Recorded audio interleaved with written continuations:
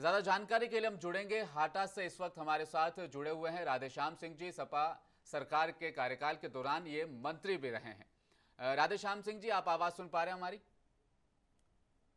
जी धन्यवाद। जी।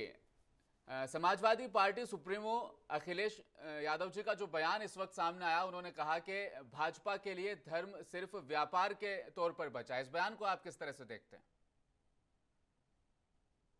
राष्ट्रीय अध्यक्ष जी ने ठीक कहा है। जी। भारतीय जनता पार्टी के पास धर्म के अलावा कोई ऐसा काम नहीं है जी। इस मुद्दे पर ये लोग जनता के बीच में जाएं। हम्म। 2014 में जो भी वादा मोदी जी ने किया था, जी। एक भी वादे को उन्होंने पूरा नहीं किया। जी। उन्होंने कहा था कि महंगाई को 100 दिन में रोक देंगे, हम्म। नहीं रोक पाए। 2 करोड़ नौजवानों को हर साल नौकरी देंगे, नहीं दिए। बिल्कुल। हर विभाग में छात्र भर्ती हो रही है, उसका कोई भविष्य नहीं है। जी। किसान चिंता में है।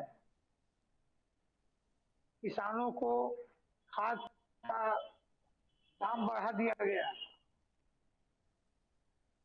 ये पहली सरकार है जो किसानों के खाद के बोरी में भी चोरी 5 किलो की है। हम्म। आजादी के बाद बहुत लोगों की सरकार आई,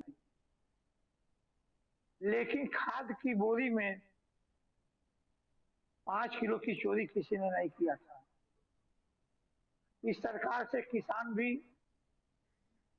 नौजवान भी, बेरोजगार भी, जी। सभी त्रस्त हैं। हम्म। आज 200 रुपए से ऊपर टमाटर है। हम्म। आज लगभग अदरक 400 रुपए किलो है। हम्म।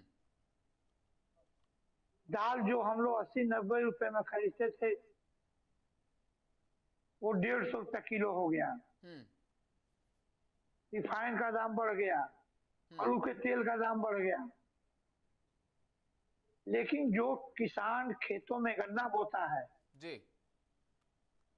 उसके गन्ने की कीमत 1 रुपया भी नहीं बढ़ी। 14 में भारत की जनता ने सोचा था मोदी जी ये फरिश्ता हैं,